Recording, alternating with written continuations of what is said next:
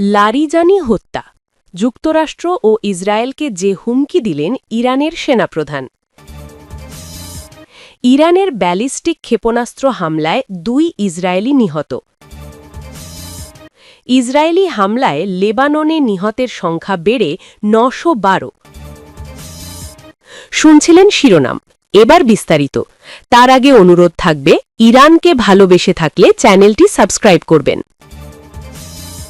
Larijani হত্যা, যুক্তরাষ্ট্র ও ইসরায়েলকে যে হুমকি দিলেন ইরানের সেনাপ্রধান।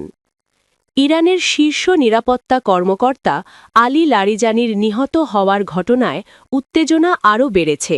দেশটি কঠোর প্রতিশোধের হুমকি দিয়ে বলেছে, যুক্তরাষ্ট্র ও ইসরায়েলকে চূড়ান্ত জবাব দেওয়া হবে। একই সঙ্গে ইরানের বিপ্লবী গার্ড বাহিনী জানিয়েছে, তারা ইতোমধ্যেই পাল্টা হামলা শুরু করেছে। সংবাদমাধ্যম বিবিসি বলছে, ইরানের শীর্ষ নিরাপত্তা কর্মকর্তা আলী লারিজানির নিহত হওয়ার ঘটনায় কঠোর প্রতিশোধের হুমকি দিয়েছে দেশটির সেনাবাহিনী। সেনাপ্রধান আমির হাতামি বলেছেন, এই হত্যাকাণ্ডের জবাব চূড়ান্তভাবে দেওয়া হবে। এক বিবৃতিতে আমির হাতামি বলেন, উপযুক্ত সময় ও স্থানে অপরাধী যুক্তরাষ্ট্র এবং রক্তপিপাসু জায়োনিস্ট শাসনের বিরুদ্ধে এমন জবাব দেওয়া হবে, যা হবে সিদ্ধান্তমূলক, প্রতিরোধমূলক এবং অনুতাপ সৃষ্টিকারী।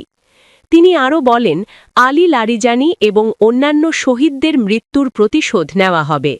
এদিকে সেনাবাহিনী থেকে আলাদা ইরানের ইসলামিক রেভলিউশনারি গার্ড কর্পস জানিয়েছে, লারিজানির মৃত্যুর প্রতিশোধ হিসেবে তারা ইতোমধ্যেই ইসরায়েলের কেন্দ্রীয় অঞ্চলে ক্ষেপণাস্ত্র হামলা চালিয়েছে। এএফপি এ তথ্য জানিয়েছে।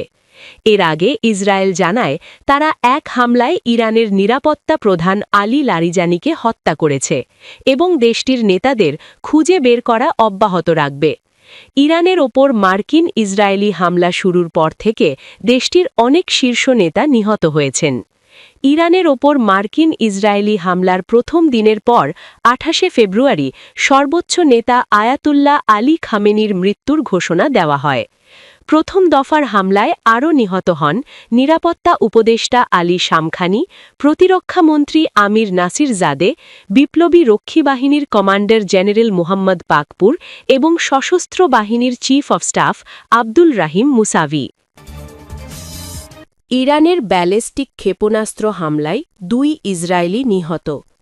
ইরানের রাতভর ব্যালিস্টিক ক্ষেপণাস্ত্র হামলায় দখলদার ইসরায়েলের তেল আবিবের উপশহর রামাত গানে 2 জন নিহত হয়েছেন। দেশটির জরুরি চিকিৎসা সেবা সংস্থা ম্যাগেন ডেভিড অ্যাডাম MDA জানিয়েছে, গুরুতর আহত অবস্থায় থাকা ওই 2 ব্যক্তি পরে মারা যান। হিব্রু গণমাধ্যমের খবরে বলা হয়েছে, নিহতরা 70-এর কোঠার এক দম্পতি। প্রাথমিক তথ্য অনুযায়ী ইরানের মিসাইল হামলা থেকে বাঁচতে তারা বোমা আশ্রয় কেন্দ্রে যাওয়ার চেষ্টা করছিলেন। এদিকে এই হামলার পর তেল আবিব ট্রেন স্টেশন সহ বিভিন্ন স্থানে ক্ষয়ক্ষতির খবর পাওয়া গেছে। এতে নগর জুড়ে আতঙ্ক ছড়িয়েছে। একই সঙ্গে বনি ব্রাক 25 নামে এক যুবক শ্র্যাপনেলের আঘাতে আহত হন।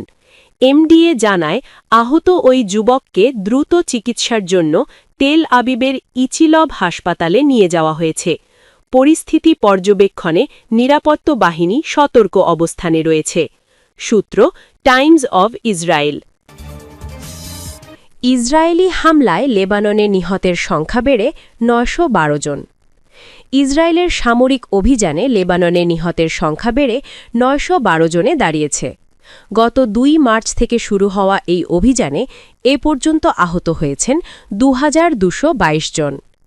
লেবাননের স্বাস্থ্য মন্ত্রণালয়ের বরাত দিয়ে মঙ্গলবার 17 মার্চ ব্রিটিশ সংবাদমাধ্যম বিবিসির এক প্রতিবেদনে এ তথ্য জানানো হয়েছে।